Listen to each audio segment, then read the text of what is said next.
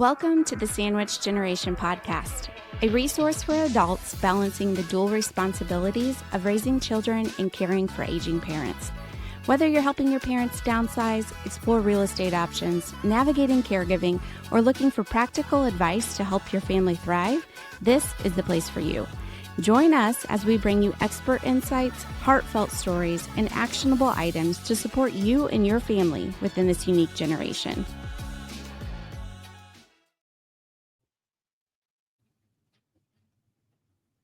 Hi. Hello. We always sit there for a minute and wait for who's going to talk first. It's funny. I was like, I know. I'm going to hold out. Because then we end up saying hi at the same time. So, anyway. Yep, that's right. Well, I'm excited to see your face because I haven't for a bit. I know. I've been traveling the world. Not really, just Southwest Germany. But yeah, it was great. Yeah. How was it? It was as if we packed a month's worth of living into 1 week. So it was wow. exhausting, but it was the best experience ever. I highly recommend Immersions if you're a parent and you have children and they offer that at your school or church. I highly recommend a global immersion. So yeah, it was great. We saw lots of middle-sized businesses. We toured the Mercedes Museum, which was in and of itself just amazing. Wineries. I tried to keep up with the 20-somethings in our class, but I failed miserably. We had quite a range of ages, all the way from like 24, I think, was the youngest, and maybe upwards of, upper 50s, maybe. I was not the oldest one on the trip, so that's good. And I'm not the oldest one in the MBA program, but this was my official last class. So I have a 90-minute class left and a paper to write, and then I have my master's in business administration. Yep. Awesome. Yeah. And that's a great way to go to wrap it up too. I know, out with the bang. Yeah. So it was fun. But we didn't get any reprieve from the heat. It was just as hot there as it is here. And in other parts of the world, they don't use AC like we do. So we were sweaty a lot, but that's okay. It was fun. We got used to it. And I think like the buildup, because it was such a heat wave here, the buildup kind of got us used to it. So yeah. Nice. Yep. Well, good. And you and Sara, you and Julie and Shelby held down fort back here. So did a great job. Yep. Tried at least. Yeah. Yeah. Well, you guys have been busy. It's been a busy couple months. So. Yeah. So we're going to be talking about something a little different today. And it was your idea, which I think is a great idea. Yeah. Well, I had that panic feeling earlier this week when I walked into Target and all of the back to school stuff's out. And I'm like, oh my gosh. And then another panic moment when I went into Costco and they have their fall Halloween stuff out. What? And I'm like, oh, okay. Yeah, that was before 4th of July, by the way. Oh my goodness. Halloween stuff out before 4th of July. This is one of the many reasons why I just don't go shopping. Yeah. So both of those things, I was like, oh my gosh, we're here. Like we're less than a month before my kids go back to school, at least. And I know other places are a little bit different, but generally kids are going back like the first few weeks of August these days. So, I was just looking at the calendar. My daughter goes back tomorrow. It will be exactly 3 weeks. She starts back on July 31st. Oh gosh. So not even August. Yeah. It's crazy.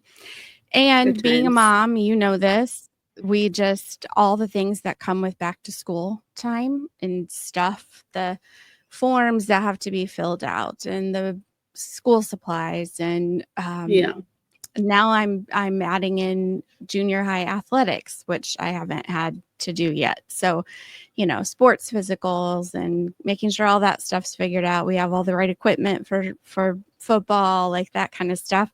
So it just adds a little more to the already back to school stress that we moms tend to feel. And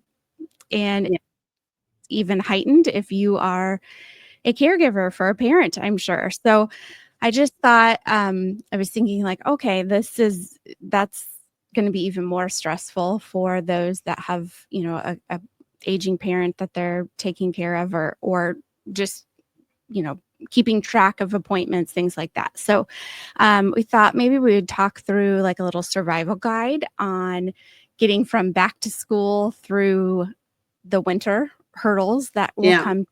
And I think we'll make it just to the holidays. Like, we're not going to talk too much about the holidays. That could be a whole other podcast, but we'll make it like right up to that. Just some things to maybe start checking off your list now so that it's not so stressful then, kind of thing. So, and we're not going to have all the answers, but we would love for people to kind of share their hacks and tools that they use that keep them organized through these kind of crazy busy months that we're headed into. And so, that's what we're going to chat about today. Wait. And also I decided in my research for this topic, we're going to give away a $25 Amazon gift card. Okay. To I like surprising you like that because the reaction is so authentic. So you just mentioned we want our listeners to share some of their hacks, some of their favorite hacks that have worked in the past. And so for those who share their hacks via comment on your favorite podcast outlet or YouTube, you'll be entered into a drawing for a $25 Amazon gift card. Oh, I like this. This is fun. Yeah. Okay. Isn't it? See how all right. Well, hopefully our listeners get the keyboards out and comment away. So, yes. Yeah. Give us your best hacks because we need them. And this is for moms and dads too. But let's be honest. The majority of our listeners are females in the motherhood age, or that have children that are school aged, and we carry the most of the mental burden, I would say, generally speaking. I was gonna say, let's be there honest. There are some dads out there that shopping. Right. So well, cool. So we can just kind of dive into some of the things that we both have either heard about that people use ourselves, or things that might, we think might be helpful, but maybe don't work for us, but could work for someone else too. But so I thought I would share just some organization like apps and things that I either use myself or have come across recently. And there's 3 that were suggested, and then one of them I actually use, which is the Google Family Calendar. We have a family calendar where we have everybody's different activities and things like that on there, color coded, so you know what color you are, and put your stuff on there, or I'll put it on there, and you're going to get it on your phone so that you can see these different things. But using some sort of a family calendar, whether it's Apple, Google, whatever, I think can be super helpful to keep everything organized and everybody delivered to the right spots at the right time and that kind of thing. So that can be helpful. But a couple others that were mentioned. One is Cozi. Are you familiar with Cozi? I've heard of Cozi, but I don't know what it is. So okay, I think it's the same kind of thing. It's like a family calendar situation. Everybody's color coded, but it can be used with people that are outside of your phone plan, I believe, so like that kind of thing. So, if you have siblings that are also caregivers, or taking parents to doctor's appointments and things like that, you can have you can kind of link all of your calendars together so that you're all able to look at that in one spot. So something like that might be a good option. And then another one I found was called the CareZone. It's an app that, it's for family caregivers, or it can be for, even if you're not a family caregiver, you're just like a hired caregiver. But it's where you can keep all kinds of your pharmacy information, doctor's appointments, medications, all in one app. And it tells you kind of like when to reorder, when it's time to reorder. So CareZone was another one that I came across that I thought looked kind of cool. If you're the person that's also doing that. Yeah. There's also Primary Record. Our friend Jean Ross has created, and I know she's growing it and scaling it. And I assume that it has the capacity to keep those prescriptions in there, but I think so. Yeah. Yeah. That's another good one too. Primary Record. Yeah. Primary Record. So those are a few apps that I came across that I thought might be good little tips or ways to stay organized as we move into this busy season. I like the calendar. We use Google Calendar too and color code it. And when my son started working, and now my daughter, they have Gmail accounts. And something that I liked was teaching them to put their schedule on the calendar and tag us in it, add us to it, because especially, my daughter's not driving yet. So it's up to us to take her to, to and from work. And so we have to add that into our schedule. And so I like that it helps create that responsibility for her. Having a job is just, as a kid in general, creates responsibility, but she's communicating with her boss on her schedule and everything, but then she transfers that schedule onto the calendar, tags us in it. Life skills. We're teaching them life skills over here. So yeah, I'm a fan of the Google Calendar and color coding. Yeah, for sure. So some other things that as we move into the fall, winter, that are going to be things to be mindful of for ourselves, for our own homes, but also reminders for our parents if they need those reminders to kind of get things scheduled, or if you're the one that's kind of scheduling it because you don't want them to do these things without someone there with them. But like having an HVAC tune-up before we get into the winter season. So some things like that, but also car maintenance, just making sure, everything's working with their cars and making sure those things have kind of had a tune up before we head into the colder winter season as well.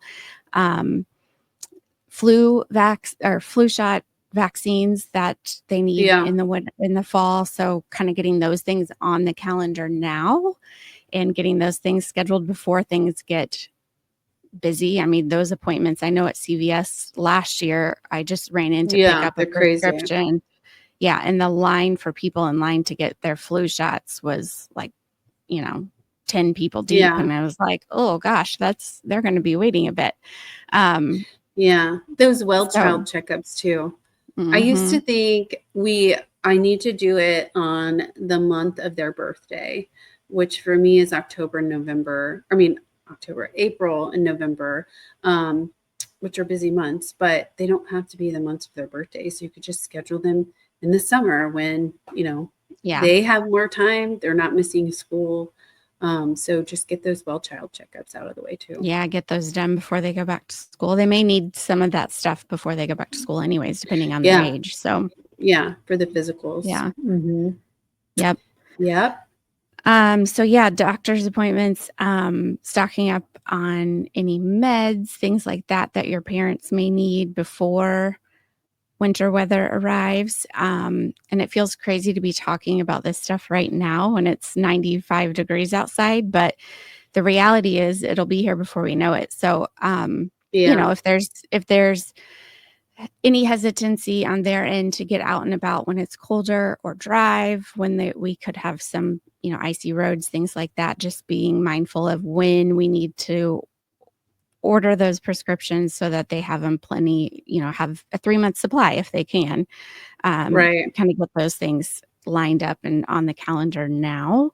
And adding in some vitamins. That was another little tip I saw, because as we head into the colder months, the seasonal depression things, making sure your vitamin D, you've got extra supplements for some of the things that can be a little more challenging to get when we are in the winter months and we don't have fresh veggies and sunshine and all of that. So yeah, another one I thought of was checking at your parents' house, or if you're caring for an aging loved one, checking for fall and trip hazards, maybe adding some night lights in the halls, and like you already mentioned, preparing for winter heating needs, getting the change the filter in your HVAC, maybe have it tuned up or cleaned, that sort of thing. So yeah, all good stuff. And part of that too, if they need any sort of snow removal. Yeah, making it's sure good that's set up idea. now. Yeah, because we know how busy some of those people get. And I guess depending on where you are, but I know here where we are in Indiana, a lot of the people that do summer lawn service also do snow removal, that kind of thing. So start having those conversations with them now. Yeah, go ahead and get on their calendar, get lined up. That way, you're not having to like rush over there in the early morning to get the sidewalk shoveled off for mom and dad, kind of thing. So on that same note, going ahead and purchase, if you need a new shovel, get it now. I mean, you should be able to find shovels right at hardware stores now, because you wait, everybody, inevitably waits until it snows and they're all sold out or marked up. So just get them now. Get the shovels, the gloves and mittens and hats, the sleds, because if we you know those go. if you plan on sledding, when there's a snow day, just go ahead and get it now. You'll have a better selection, and you avoid the rush. Probably a better price too. Yeah. I was also thinking about, just because I remember this happening in my former job to somebody, but if you have somebody that uses any sort of assistive device, cane, walkers, anything like that, take a look at them before we get snow and ice, and make sure that they, have like the good grips on the bottom, the rubber grips for the canes and stuff like that. That way they're not going out and potentially slipping with the cane because it slips on the ice, that kind of thing. I think you buy those separate and make sure that those are, because they do get worn out. They get worn out like anything that like your shoes, like your tires, they get worn out. So, make sure that those are all rubber tips. Get those replaced now. Tires too, the tread on our tires.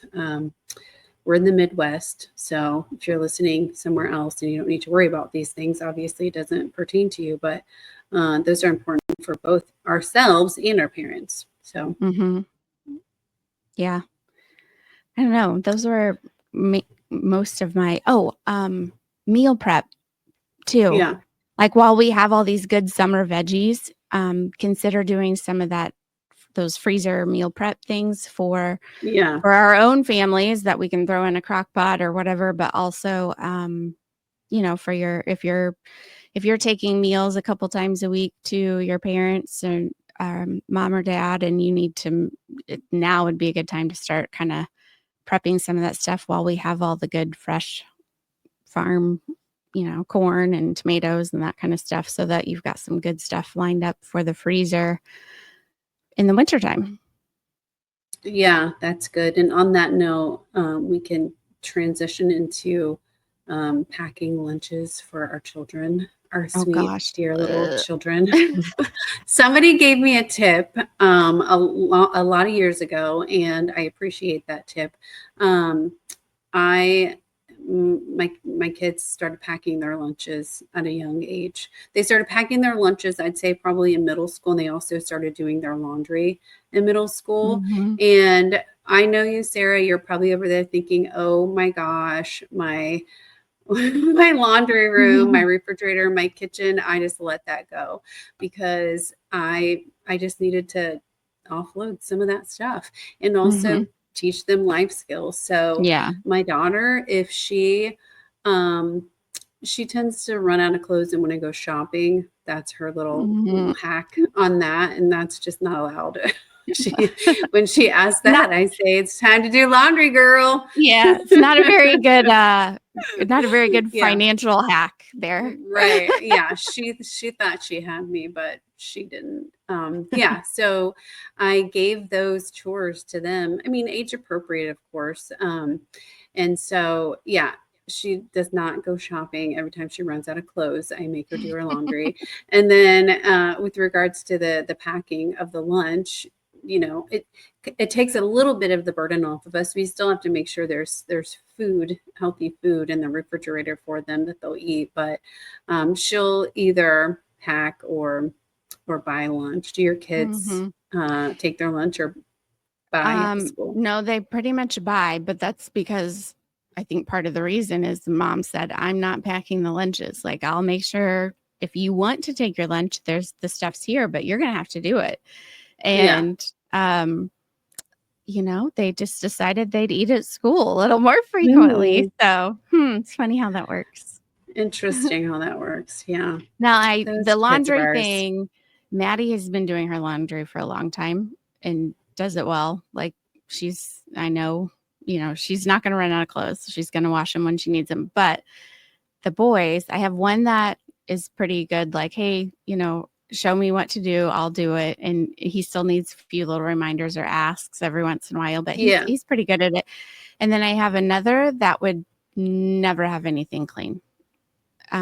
Never. I mean, just would never do the laundry. It doesn't matter. I mean, he just put on dirty clothes. Like, yeah. So he's like, we're slowly getting there. But I'm like, yeah. And I keep telling them too. I'm like, hey, when you go in to get in the shower and you get into the linen closet and there's only beach towels, pool towels in the closet, that should be your cue that you need to go get the towels out of your room and bring them to the laundry room because you're clearly out of regular towels. No, we're working on these things. So yeah. Something that I just thought of this, it's not on my little list of research here, but something that I think in the past has driven me crazy is just the repetitiveness that we have to endure while we're raising our children. And I don't know if I read this somewhere or something, but something that could help with that is having a list of their chores posted. Maybe it's posted in more than one place. Maybe it's posted in their bedroom, if they've got a bathroom they use all the time, or in the kitchen. Just a list of things that they do. These are just always their chores, like maybe getting ours at home, getting the mail, feeding the animals, and doing dishes, unloading the dishwasher, laundry, packing your lunch, things like that. And then it in theory alleviates the us having to repeat ourselves all the time. Yeah. I don't know. I mean, I also require them to read, Yeah, we require them. What if we made videos and like send it to them via Instagram reel or something, and like send them a reel probably get a better response. Right. Or they would just block us or ignore us or something. Yeah. Anyway, we try. These are things. What about two things: carpool and after school coverage. So before and after school care, start getting that lined up, right? I mean, I think our kids are at the age now where they don't necessarily need that. They might need some carpooling a little bit here and there for a bit more. And then the other one was to start setting the routines now. So start going to bed earlier, waking up earlier, just so it's not so hard to do that first week of school. Mm-hmm. Yeah, no, I think we definitely have to start it at least. I try to do it 2 weeks before school, but I know, it's just kind to of a get joke, them, right? and it is hard when it's 10 o'clock and it's still bright outside. It's like, okay. Yeah. And they want to live up every ounce of summer they can, and I don't blame them, frankly. I know. But Yeah, same. One thing we started doing this summer that might be helpful for others if they're not doing it already.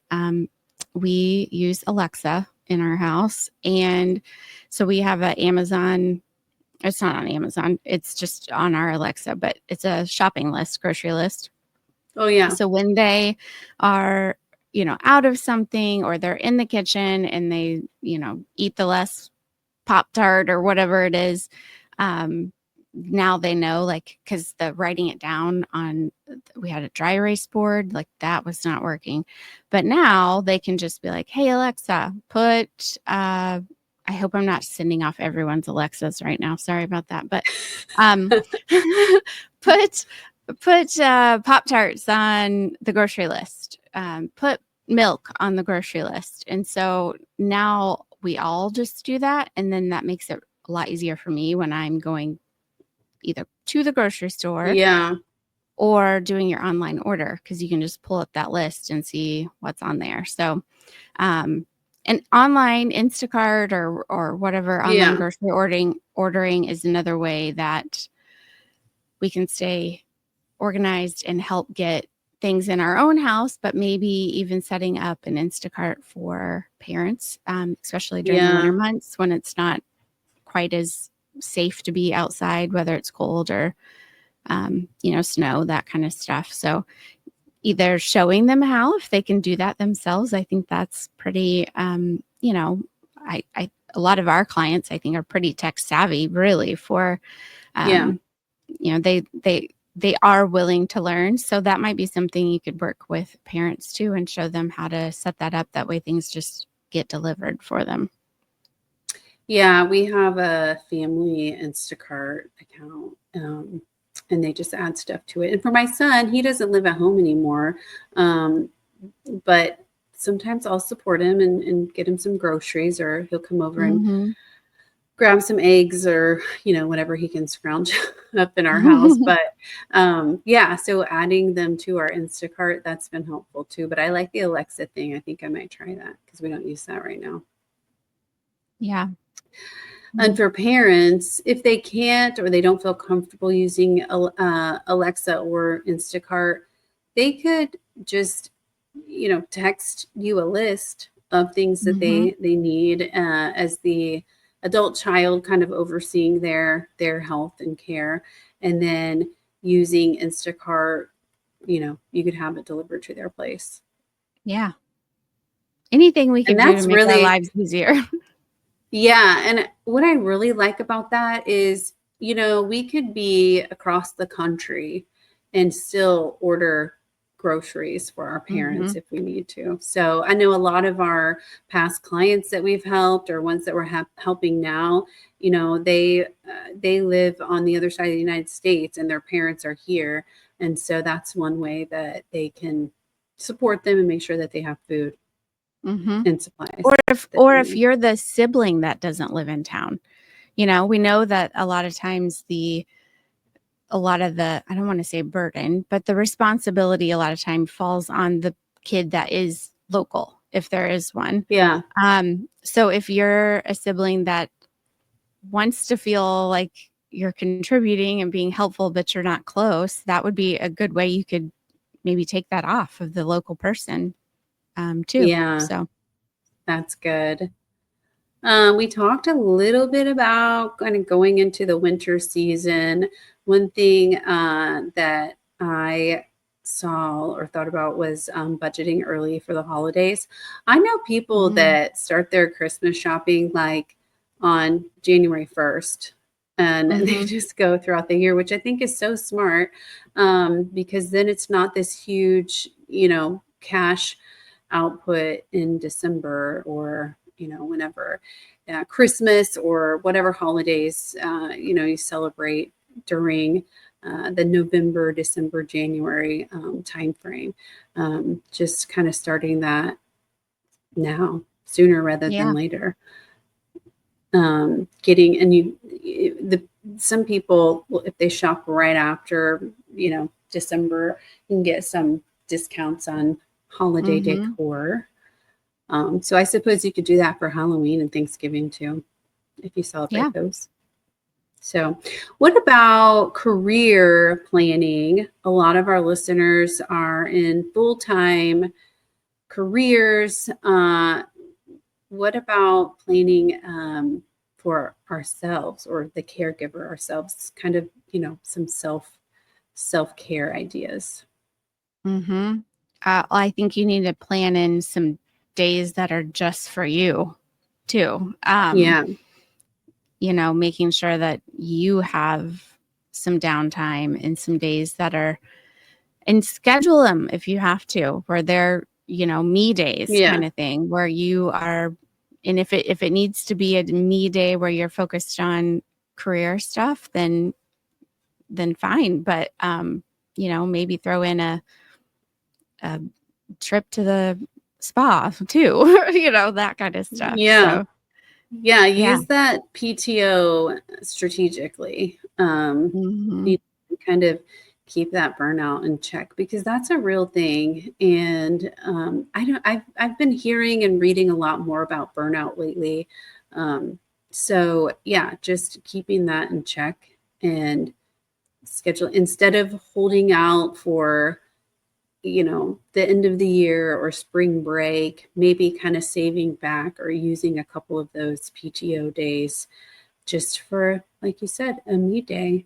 Maybe you choose a couple of days out of the year. Maybe I just thought of this, like your birthday. And I know my daughter in the past has liked to celebrate her half birthday. So maybe that's a good way idea to kind of build in some me days there. So I think career stuff, I mean, obviously it depends on what career, what your job is, but other,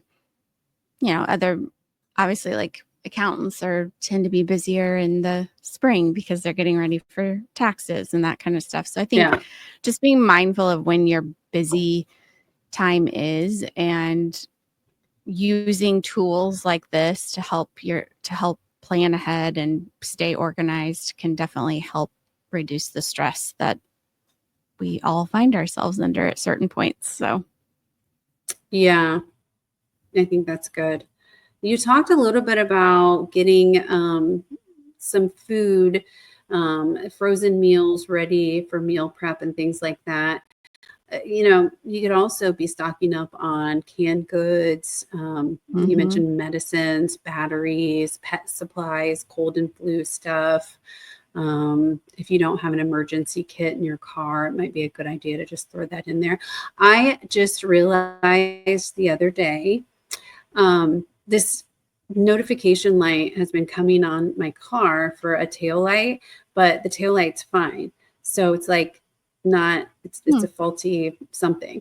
So one of the things I found to help to fix it was to unplug the battery for a few minutes. And so I opened the hood of my car and I realized, my dad would be so disappointed in me right now. I realized that I don't know where the battery is to my car. No, it wasn't in the hood. So I looked it up. My battery is actually in the back. Oh, you know this too, because we basically have the same car, right? Is yours in the back? You knew that. Okay. So no, mine's in the front, but it is so like hidden. It's in this weird, it doesn't even look like a battery of what you think it's supposed to look like. Well, mine looks like a battery, but it's in the back, down by where the spare tire is.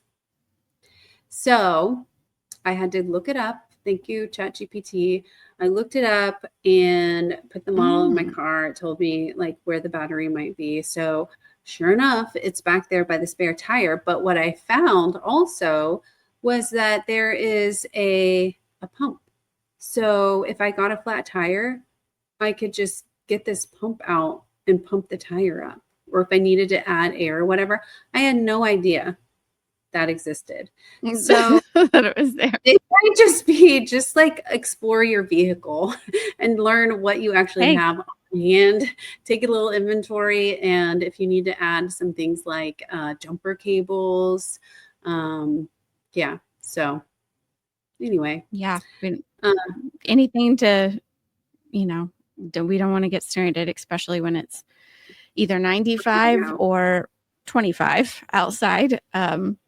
Neither is the pleasant situation. So, yeah. And I think that all of these ideas are kind of to anticipate some chaos so that you can build in a little bit of calm into your life. So we're not being reactive to everything, right. And realizing that we're not alone. There's so many of us that do carry the burden of all the things for our family. So go us. Yeah.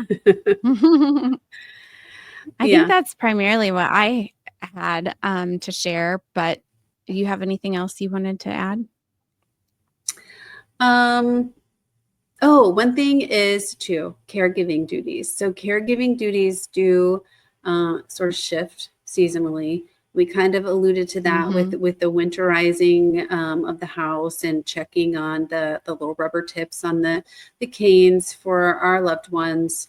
And we talked about kind of the busy season, whether it's busy season in our careers or maybe there's a season in our adult or in our loved ones, our aging loved ones' life that is just harder for whatever reason than other seasons. So just being mindful of those and doing things in advance to prepare for those so that we're not reacting.